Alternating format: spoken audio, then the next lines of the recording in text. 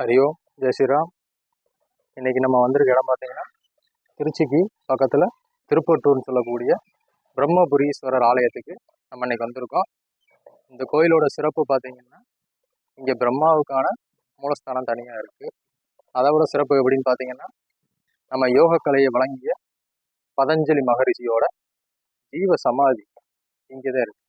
தமிழ்நாட்டில் ஒரு 6க்கு மேற்பட்ட இடங்கள் இருந்தாலும் சொன்னாலும் இந்த இடமே ரொம்ப முக்கியமான இடமா கருதப்படுது. ஏன்னா இங்கே மட்டுமே இங்கே இருக்க ஜீவ சமாதியில லிங்க ரூபமாக நந்தியும் பிரதிஷ்டை பண்ண மாதிரி இருக்கு.